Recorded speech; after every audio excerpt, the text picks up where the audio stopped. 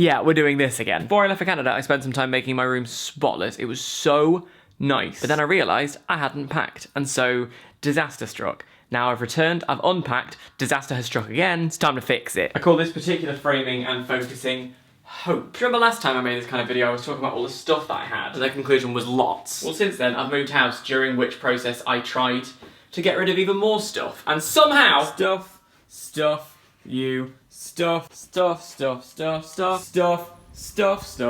loads of stuff. Well, I'm getting there. The room is pretty much how I want it to be. When it's completely ready, I'm gonna do a little room tour. So you've got that to look forward to. But even though I'm really happy with it, it's all still very temporary. I still feel like I want to buy a bookshelf, I'd like to get a new desk, I'd like to get a couple of frames, I'd like to get a new mirror. But you know what that is? Expensive. When you move house, you sit there and you think like, oh man, it's gonna look like this, and it's gonna look like that, and it's gonna be so amazing from day one, and then you realise you spent all your money on moving house, you've got nothing to buy anything with. I've been here now, what is it, 2 months? Coming on 3? And it's just starting to take shape. You have all of these ideas, you have all of these delusions of grandeur, and you forget where you're at and what you're gonna be able to do. Being forced to slow down and think about what you're gonna have and where it's gonna go and what it's gonna look like, being made to do it piece by piece, is actually quite helpful. Would you just come back out for a second? I'm doing a vlog. Sorry for the lighting change. I know it can sound a little bit materialistic, but it is funny how things and putting your stamp on things can improve your mood a bit. When you go off to university and you've got kind of like, everyone has a cookie cutter room, I think it's really important to start putting your stamp on it. Take some photos from home, take a couple posters, even like your own bed sheets. Especially when you are going to uni or you're moving house or you're going somewhere completely new, things like that help make a place unfamiliar start to feel more familiar, which puts your mind at ease, which helps you to settle in more. It was like the first thing I did when I moved to university.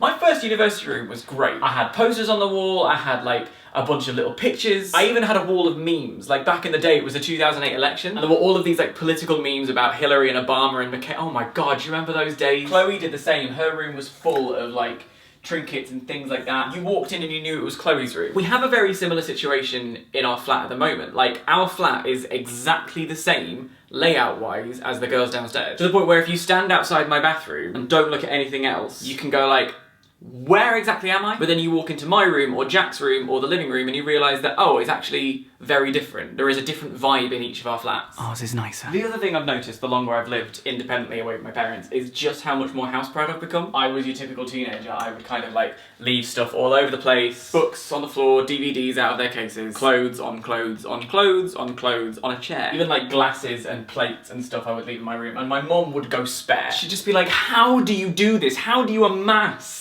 glasses in such a fashion? And I know that I literally have a pile of clothes on a chair right now and I still have a glass over there and a couple of those things still happen. In my defense, these are all clean, they're laundry that just had to be sorted through. I just got back from Canada, so suck it. For the most part though, I feel like I'm getting a lot more Monica from friends. Because I have such a strange sleeping pattern, I end up going to bed a lot later than other people. And I find kind of nothing more relaxing than chucking on like a score, like a film soundtrack, and then going around pottering, tidying, that kind of thing. And like every other Sunday, I've started shoving on a movie. It's been Harry Potter a few times. And having that as my clean the flat time. Just in the background, I'm not really paying attention to it. In essence, it's keeping me company. And it's so cathartic. Now, I'm getting to the point where I've finished all of my clothes and I just need to remake my bed. So I'm gonna turn you off and make you go away. But before I go, let me just say this. I've bragged a lot about being a bit of a grown-up, but rest assured, I have 4 suits here that need dry cleaning. I don't know what dry cleaning is. Where do you go? Who do you talk to? Can I have someone fix my boots? I'm figuring it out as I go, and that's fine. Is that the way we end this video? Yes.